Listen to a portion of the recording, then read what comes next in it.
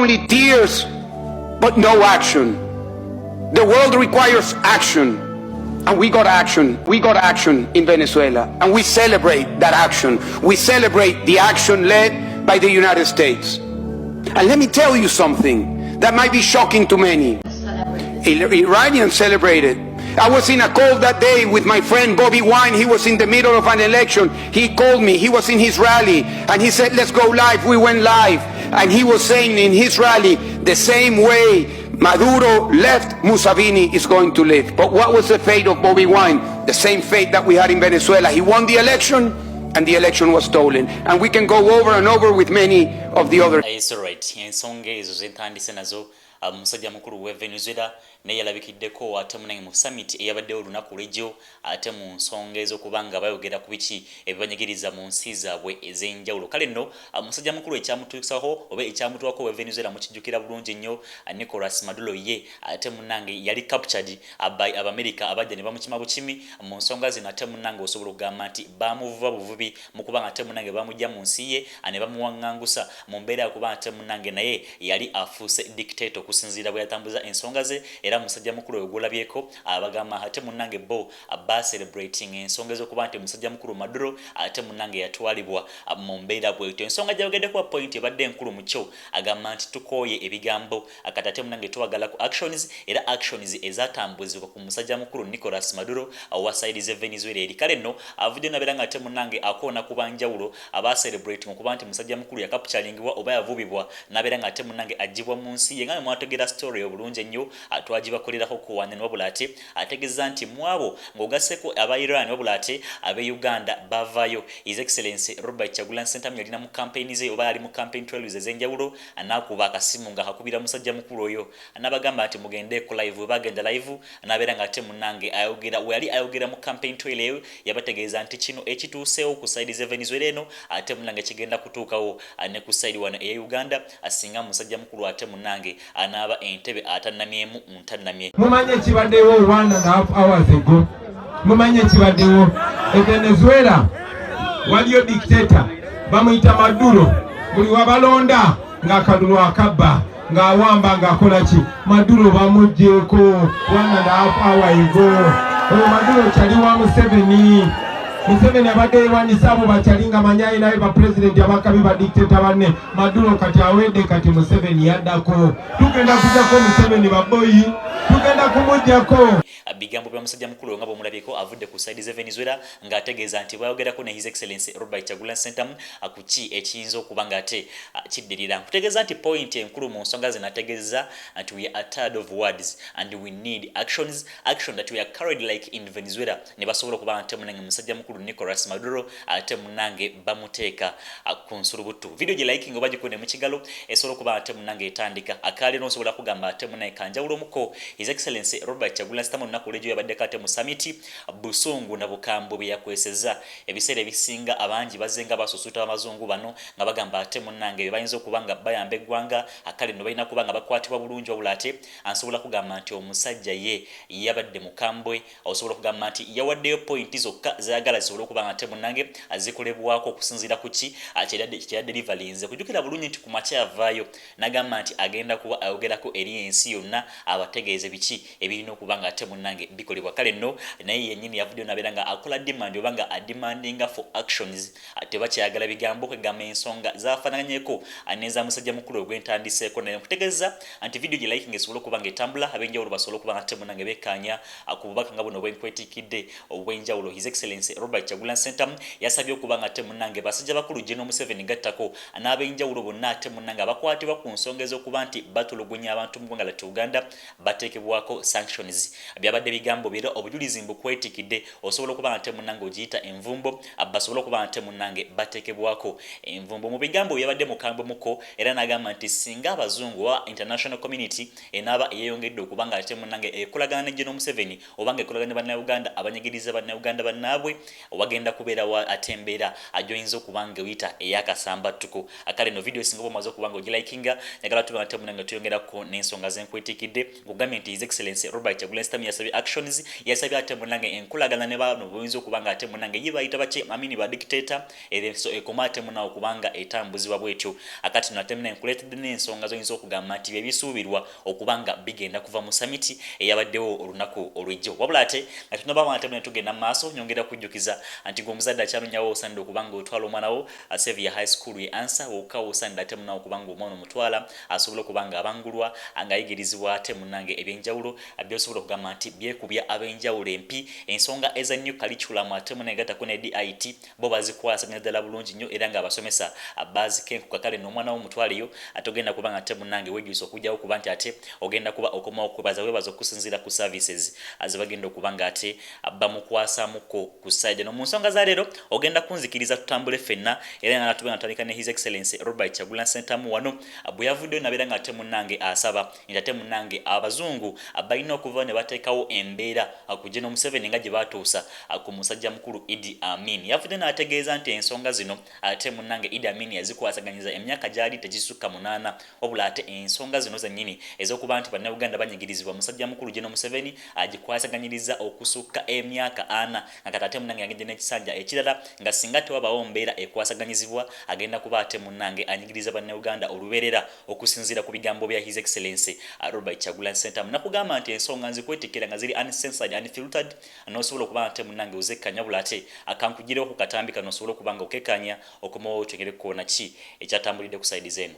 We call upon the international community to treat General Museveni exactly how they treated Idi Amin, because Idi Amin did what he did to Ugandans for only 8 years. Museveni has done much worse to the people of Uganda, and it has been for 40 years and counting. Because of the inaction of the international community, Museveni's mode of dictatorship and human rights violations is being seen as acceptable in the region, and it must be stopped before it is exported to other countries in the region and in the continent. Welcome to Xavier High School, located in Chiboga Town Council near Lufla Zone. At Xavier High School, we build brains together with character to enable the future competence of our students. We've been leading in academics performances since 2015 to date within Chiboga and neighboring districts. We provide a balanced and high-quality education that matches with today's dynamic world. We offer both O and A-level studies in sciences and arts, and a UNEB Center number with our state-of-art facilities which include a well-stocked library, a fully equipped computer lab, and a cutting-edge science laboratory to enable them be competent in today's science and digital era. Good and health feeding, a guaranteed 24/7 security team to ensure safety of every student. We as well offer DIT vocational courses like shoemaking, hairdressing, domestic electricity, media and journalism, and many others. We are your child's #1 academic destination. For more, contact us +256 788 964 777 or 0752 305 331, or visit our website at www.xavierhighschool.com. Xavier High School, God, our shield to conquer. Because of the inaction of the international community, His Excellency Robert Kyagulanyi Ssentamu ng'ategeeza nti okwesuulirawo gwannagamba eri abate munenge boyinza okuba ng'oyita abali ba superpowers oba ng'oyita abazungu abalina obuyinza ku nsonga ezitambula mu ggwanga lyattu Uganda kireetedde ate munenge General Museveni okuba ng'ate ensonga azitambuliza okuba nga tewali amukuba ku mukono ez'okuba nti bannayuganda ab'enjawulo banyigirizibwa. Kale no wano yasabidde ate munange akwatibwe exactly nga musajja mukulu ate munange Idi Amin bwe yakwatibwamu ensonga zonna nezisobola okuba nga ate munange zitoyekebwa ku nsulubutu oba nezisobola okuba nga ate ziyimirizibwa mu ngeri emuko oba endala. Mu bigambo bye His Excellency Robert Kyagulanyi Ssentamu teyabadde na nsonga zisuusuuta wadde n'omu. Abo bennyini basaba obuyambi nabano boyinza okugamba ate munange bayagala basobole okuba nga bakolebwako. Yavuddewo wano wennyini nabeera nga ate munange asaba actions zisobole okuba nga zikolebwa mu butuufu bwazo. Weyaviiriddeyo n'agaba ne ultimatums oba options ate munange ziyinza okuba nga zikwatibwako okulaba nga bannayuganda banunulwa oba ate munange okuba nga beyagalira mu nsi yaabwe. Yavuddeyo anageraageranya ku nsonga eziyinza okuba nga zidirira nga zifaanagana ate munange ne genocide eyali e Rwanda bakulu baffe ate munange n'abatusinga ku myaka abbazenga bakyogera ate munange tukyali kyo kyekyatambulira mu nsonga ezo naffe abasomye ku byafaayo tumanyi bulungi ki ekyatuukawo okusinziira ku bye twasoma akale nno embeera eyo gye yagambye nti yayinza okuba nga eddirira mu bigambo bye bategeeza ate munange ne bannayuganda ab'enjawulo bajja kujja gye muli banoonye obubuddamu awo nno we mujja okukitegeera nti ate bannayuganda basaana okuba nga ate munange bakwatibwako okulaba nga batereera mu nsi yaabwe ntende so kulabika katambika nate munange osooke bikkaanye okomawo twengereko naki ekyatambulidde mu summit His Excellency Robert Kyagulanyi Ssentamu obusungu obw'ekitalo nga batuusako ensonga ze. Now this is our call to action. The way I see it, if the international community continues to be complacent, then Uganda will go from bad to worse. Museveni and his son's military will massacre many more innocent Ugandans. You, ladies and gentlemen, in the Western world, will be forced to grapple with millions of Ugandan refugees pouring into your countries. And maybe then,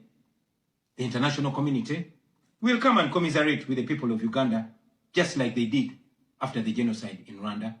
but it was too late. The second option is that the international community rises to the occasion.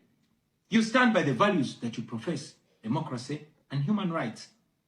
You can rein in on General Museveni and his son through targeted sanctions as well as financial and legal pressures. Ladies and gentlemen, Ugandans are not seeking for pity. Ugandans are only seeking to see the world take action against the individuals that have violated their rights for far too long. Those that have abused democracy with impunity should be the starting point. Abalungi abatuuliriza era abatulaba olunaku olwaleero tukyaddeko ewa Sheikh Ashraf Dembe. Sebo sanyusa okubalaba amannya agange nze Sheikh Ashraf Dembe akola ku bizibu by'enjawulo omuntu singa aba alina ebirwadde musomereddwa tumuwa amazzi ga lukuya nga bw'obadde ogalaba tugenda abantu ku kyoto ne twokya emizimu emibi egibabaamu n'okulomba edduwa abantu singa abeera ng'ali wano atuuse sobola okumulombera edduwa ne waba atatuuse nga mpadde amannya ge naye ng'ali wala maneetaaze enamba yange yeno eri 0707363711 namwe bannyinaffe abali ebweru oyagala okuba nti oyagala okulombera ku dduwa ng'olina ebizibu viza zibuze amaka gakolongotana sente zikola zimpita mu ngalo ojja kumpeereza ekifaananyi kyo n'amanyago ebyo byokka bijja kummala nja kukulombera edduwa ojja kutereera olunaku olusembayo mu mwezi mba n'edduwa eyawamu ffenna n'abalwadde bange abakadde n'abapya. Assalamu alaikum warahmatullahi wabarakatuh. If the international community continues to be complacent, then Uganda will go from bad to worse. Singa bongera okuba nga beesuulirayo ogwannagamba Uganda egenda kuba ate munnange eguddemu kalunsambulira abategeeza ku byenjawulo ng'ate munnange ba refugees oba b'osobola okuba nga oyita abanoonyi b'obubuddamu bagenda kusukka mu nsi yaabwe abaligenda okuba nga ate munnange bazooka okuteekawo embeera ng'ate munnange kirireeti nnyo byabadde bigambo bya His Excellency Robert Kyagulanyi Ssentamu kale no teyakomye wano n'abeera ng'ate munnange anokolawo n'ab'enjawulo bayagala basobola okuba nga ate bateekebwako gy'oyinza okuba nga oyita envumbo okusinziira nti agamba ate munnange beenyigira mu bikolwa by'okuba nti banyigiriza bannayuganda batulugunya bannayuganda gattako n'okuba nti ate munnange yategeezezza nti n'abamu batugumbulwa mu nsonga zino bikugambyeko nti bigambo bya His Excellency Robert Kyagulanyi Ssentamu era buli kyenkutegeeza wano nkuwa bwino n'osobola okuba nga ate munnange okikkanya ate okulabe katambika nate munnawe okomewo nkuwe ku ebyo ebigambibwa okuba nti bisuubirwa okuba nga bigenda kuva mu summit eno abiwandiisa ate munnange ebiyamba bannayuganda okusinziira ku deliverance oba ate mu kusinziira ku message His Excellency Robert Kyagulanyi Ssentamu gye yatuusizza eri abo aba international community n'ebizenga birabyako oba bibadde nga bisuubirwa nti biyinza okuba nga ate munnange bituukawo mu kaseera mpawukaaga. Sanction General Museveni, sanction General Muhoozi, sanction all the police and military officers that are responsible for gross human rights violations. Sanction those commanders, sanction the judicial officers that have aided criminality through deliberately misinterpreting the law or skewing it. Those that normalize electoral fraud. Those that remand to prison suspects that should actually be sent to hospital. Sanction these individuals because their combined efforts in the last election effectively give autocracy a blank check to rule over the people of Uganda for 5 years. We call upon the international community to treat General Museveni exactly how they treated Idi Amin, because Idi Amin did what he did to Ugandans for only 8 years. Museveni has done much worse to the people of Uganda, and it has been for 40 years and counting. Because of the inaction of the international community, Museveni's mode of dictatorship and human rights violations is being seen as acceptable in the region, and it must be stopped before it is exported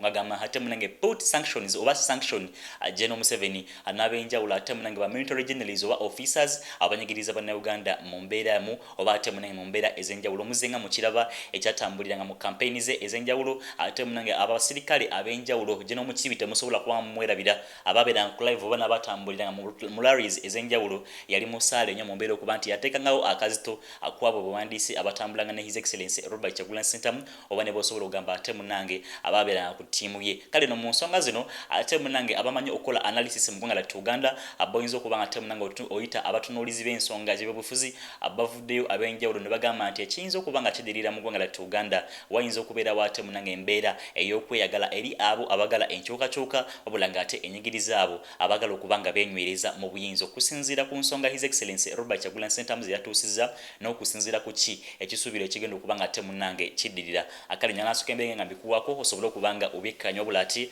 ate weerabira nti Sheikh Ashraf Dembe akugamba nti musaale nnyo mu mbeera okuba nti ajjanjaba wamu n'okuba nti agonjoola endwadde zonna n'ebizibu ebyenjawulo abeera nga mukoonako ku namba y'essimu gy'olaba esembya 11 ku screen yawo ajja kuba ate munna kuvumula asobole okuba nga ate obulamu abuzza mu nteeko nga kusomera dduwa kitabo kitukuvu kulani kyakwesa obulamu ate nabeera nga abutereeza buli kizibu ekikusumbuwa agwe mukubireko obukubizi ajja kuba ate munnange akigonjoola kale nno akankulekera ate munne ku basajja bakulu bano abavuddeyo ne bateekawo embeera ey'okuba ate munange bagamba nti ekigenda okudirira akigenda kuba ate munange kigasa muna Uganda na kuyisaamu pulaani za His Excellency Robert Kyagulanyi Ssentamu okusinziira ate munange yabadde musaale nnyo oba okuva we yatandika ku nsonga zino tazikizanko mukono era nga ensonga agenda kuba azirinnya ku nfeete kankulekera obaka usigale nga obwekkanya bwekumireko abeera sessonza abeerawo mu kubanga ensonga nzikusembereza in your comfort zone nosobola okubanga ate munange ozootabulira kiyinza okukyusa mu byobufuzi bya Africa ya Uganda esooka influence okuva kwa Museveni kati njagala okubuulira nabadde ndaba bakomenteta bangi mbyo wano mu Uganda n'abasinga balina kye babuusa amaaso oba kye njagala okubuulira ekituufu abasinga tebamanyi kati ngenda kuwa view nga ntuufu wabula singa munnabyabufuzi kati boddeyo n'osoma ebyafaayo by'ensi waliwo kye bayita hegemonic stability theory nti mu biseera byonna wabaawo superpower twaliko wano omulembe nga gw'Abaroma bagiranga Pax Romana ne tujjako omulembe nga gw'Abangereza gye bayita Pax Briticana kati tuli mu Pax Americana nekyo njagala okubuulira kyonna nti mu lipooti eyo Labodri gye yaliriizinga ku mukutu gwa EU gye nabadde nsoma yayogera ku nsi 3 Uganda Turkey ne Iran yayogera ku nsi 3 Uganda Turkey ne Iran kati omuntu alabira okumpi ayinza olowooza nti yaddi eno yennyini egyoyogerako yali report eyo okuteesa okwalimu ensi mmeka Uganda Turkey ne Iran kati omuntu alabira ebyobufuzi okumpi oba ow'NRM chairman w'NRM ekyegeggwa tayinza kukitegeera kati oddayo n'otuula wansi n'omanya lwaki nsi ezo 3 zokka olowooza mu nsi olwaleero ezo ensi zokka 3 mwe muli obusambattuko oba mwe muli abantu abafuga obubi kati njagala okuzzaayo ku kifaananyi ekinene ensi ziri strategic olwaleero Uganda mu byobufuzi bya Sub-Saharan Africa waneeno oba ne Horn of Africa Uganda yankizo mucyo naye njagala kikuzaayo emabega nti ne Kyagulanyi ng'ajja abazungu bano tebasooka kumugula oba okyetegereza bulungi kuba ngenda netegereza subsequent good events ezibadde zibayo emyaka nga 3 emabega abazungu bano tebasooka kugula Kyagulanyi mu bo kyeka kyabali mu bwongo nti balowooza nti nga olaba omuntu yenna omulala azze okwesimbawo owa bulijjo ekigwanyiza oluvannyuma lw'ebbanga ery'emyaka 3-4-5 bagenza okukizuula nga Kyagulanyi si mu kulembeze wa kiyita mu lujja yajja kubaawo wano kino njagala kikubula nti nga olaba Uganda olwaliro gavumenti ya wano bwe consuming intelligence reports ezenjawulo ne consuming intelligence reports ku Kyagulanyi CIA FBI n'ebitongole bya Bungereza byonna ebikesi consuming intelligence wano mu Uganda buli lunaku n'okusingawo kati bate okuba bagenza okwesanga mu mbeero nga baga Kyagulanyi mukulembeze ayinza okusuutinga project yaffe ennene njagala kino kikubulira olwaleero tedi mukulembeze ashuminga power mu nsi eno ng'abazungu bali tebakirinaamu mukono ne John Museveni kennyini akugamba baali banoonya obugundi bagenda e Bungereza bagenda e Sweden ne bagenda ne wa Gaddafi ng'ebyokulwanyisa birina okutuukira kati olina okubeera mu next ano ki kati njagala okuzzaayo nga kuza ku kyawa neeno nti abakulembeze bali ensi ziri ez'abazungu zigenda zigabanyaamu ensi ne ziteekawo omukulembeze atwala ekifo ekyo kwetololawo nga Museveni wabadde wano kati n'ensi ziri ez'abazungu zitukeesa zigamba okukipinga interest zaffe General Museveni abaddewo ebbanga ddene kati bino byenkunyonnyola bye byobufuzi byotajja laba ku TV byotajja laba ku NBS oba ku NTV abaddewo ebbanga ddene tukoze tutya bantu bajja kutubuuka kyovulaba nti nno lipooti eyo yabadde ku nsi 3 eri ku Irani Amerika gye yagala okulumba eri ku Turkey Amerika gye takwana Recep Tayyip Erdogan president wa Turkey tekwatagana naye eri ku Uganda ensi 3 kati ekyo kiba ne empirical political value y'amaanyi mu byobufuzi era kino njagala kukikubuulira nti General Museveni amanyi kye kitegeeza ne basajja be amanyi kye kikola kitegeeza kyakubiri nti ekyo kijja ne sanctions ziyamba kifenga njagala kikubuulira kineno munabyabufuzi nagwe bataddeko sanction teri munabyabufuzi wa wano ng'asobola okutula ddiiru ya buwumbi 18 atayagala kulinnya kunyonyi genda Bungereza oba Amerika kuwumulamu ne bulobata sanctions bazikuteeka abasinga yabwe biri eri ebisinga obungi kati bulobata sanctions zo ne bazikukatako bati be papa nga ne bwolwala ekinene nnyo ogenda Aga Khan Kenya emirembe gyo baba gikumazeeko emirembe gyo gwe munabyabufuzi baba gikumazeeko oba tokyeyagala baba bakutadde ku faamu oba mu lugo oba mu kayumba k'embwa baba nabo bamusibe mu nsi ne oba musibe mu nsi yo bangali mu house arrest abasinga bajja ne bakiwakana ko olaba Anita Among oba mugambanga nti olina ennyumba ebungereza ku 7th Street n'asooka n'akigaana ne bajjayo receipt kwasasulira utilities amazzi n'ebirala teyaddamu kwogera